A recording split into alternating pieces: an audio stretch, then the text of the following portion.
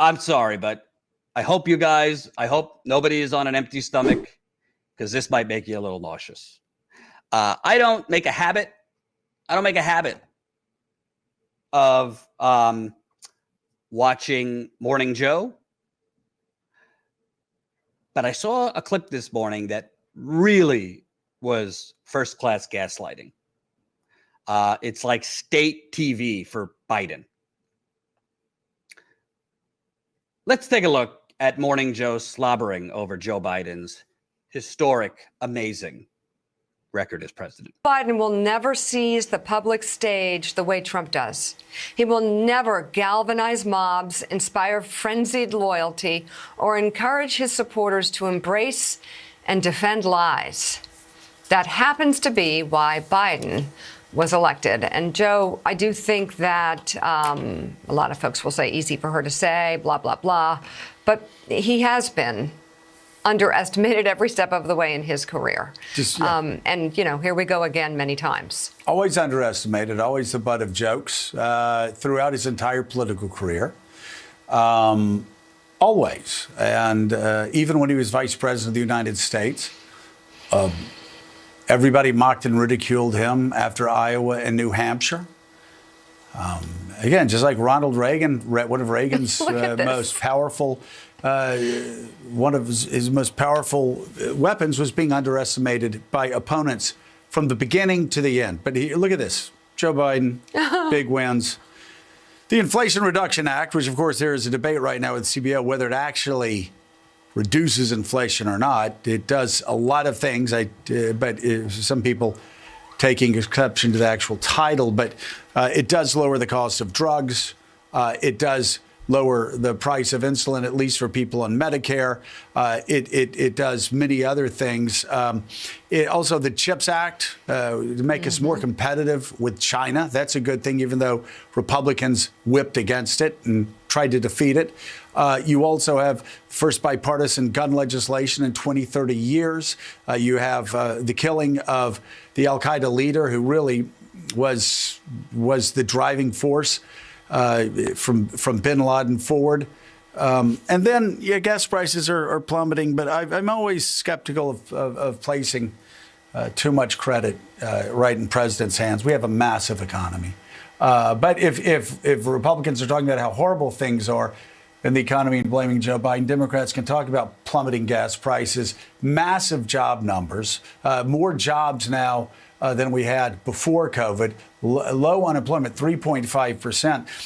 And then, Mika, you look at what's been happening with a VA healthcare bill. You can come to us. Thank you for the billboard here. It's quite a list. It is. It's a massive list. But again, a lot of bipartisanship there, too, which a lot of people presumed would never happen. People were mocking Joe Biden. I will say progressive Democrats, Jonathan Lemire, kept telling Biden, hey, stop trying to do deals with him. A lot of progressive columnists said, hey, Biden, don't be stupid. Stop trying to do deals with Republicans. You can never do that.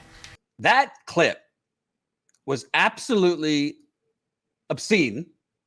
That clip was absolutely nauseating. That is first-rate state media, DNC TV for Biden. So let me give you some of Biden's, quote, big wins. They cite the Inflation Reduction Act. Obviously, it does nothing on inflation. That's neither here or there. The Inflation Reduction Act is being spun as a historic climate victory when it is the equivalent of your house is on fire and the fire department is showing up with a fucking super soaker. Yes, it is $370 billion of tax incentives and grants. It is not going to do nearly enough. This would have been good 15 years ago. It is not going to reverse the ice caps melting, the wildfires, the unprecedented heat waves, the drought, and I have a guest coming on tomorrow about this. Not, by the way, it doesn't lower prescription drugs in bulk like they're claiming it does, which I interviewed Michael Lighty on here on this channel, who's an expert on healthcare and has been fighting for Medicare for all. It's going to lower the price of like 15 drugs in 2026, and then another 15 in 2027, and then another 20 in 2028. We don't know which drugs they are. It's not going to address high insulin costs. So let's wait and see which drugs they're lowering prices on before we give them and Biden a victory lap, right? They cite the bipartisan infrastructure deal, which was really just privatization on steroids. The bipartisan infrastructure deal barely did a dent in our fucked up infrastructure in this country, and basically sold off public infrastructure, water, sewer, wastewater, to private companies. The old public-private partnership. So more of our water, which by the way is contaminated all over the country, i.e. Flint lives matter, is now in the hands of private corporations. What could go wrong? Because of the bipartisan infrastructure deal. By the way, it didn't replace all the lead service lines in this country that badly need to be replaced. What else did they put up, Colin? The bipartisan gun law did nothing about assault weapons, does nothing about high-capacity magazines and ammunition. Those are the two biggest causes of these mass shootings. Did not raise the age to 21 for purchasing guns.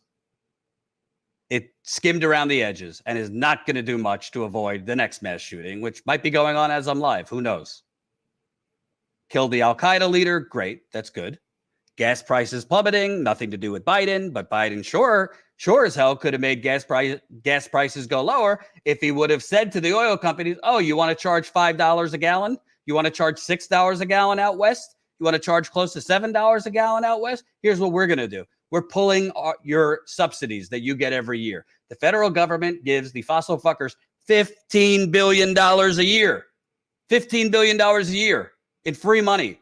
He could have said that. We're pulling your money. They would have lowered prices lickety-split. This is what JFK did with the steel companies in 1962. They were price fixing. They were raising the price of steel all as one, colluding to raise the prices. And JFK said, oh, okay, well, we'll pull the submarine contracts away from you. We'll give it to steel companies that aren't jacking up their rates. And guess what happened? U.S. Steel and other steel companies folded like a cheap tent, which is the same thing that would have happened to these fossil fuckers that have been price gouging for the last 6 months. But Biden wouldn't do that. Why? Because his Wall Street donors are heavily invested in ExxonMobil, are heavily invested in Sunoco, are heavily invested in, name your BP, all of them. And he doesn't want to upset his Wall Street donors who are taking it to the bank right now with these high gas prices. That's what's going on. Let's go through a few more. Joe Biden slobbering. Oh, expansion of NATO. Terrific. Let's further poke the bear of a nuclear power. Putin. Huge job numbers. Well, if you just saw our economic reporting tour, our economic hellscape tour, you would know that these job numbers are pretty much an illusion. The majority of the jobs coming back under Biden's big wins are shitty, low-paying jobs with receding benefits. A lot of people are working 2 to 3 jobs, and most people are working non-living wage jobs in the hospitality industry and other industries. These are the huge job numbers that Morning Joe, CNN, CNBC gaslight us on. They're not good jobs. They're not union jobs. They're not jobs that you could take a vacation off of every year. They're not jobs that you could, maybe, one parent could work. How about one more? Morning Joe slobbering over low unemployment, same thing. Confirmation of Justy Ketanji Brown Jackson. Good. American Rescue Plan. Okay. They gave us a $1,200 check during a global pandemic. They gave us a $1,400 check during a global pandemic. They gave us unemployment during a global pandemic. They gave us some rental relief during a global pandemic that, shocking, went to states, and states didn't release most of it to the people. They didn't give you paid sick leave, which Biden could have done during a global pandemic. They didn't give you health care during a global pandemic. How many people are near bankruptcy if they were in the hospital for longer than a week with COVID, with these medical bills? Europe, that government did something kind of common sense. The government backstopped the payrolls. The government covered the payrolls, so there wasn't mass unemployment. The government gave health care to its citizens before COVID.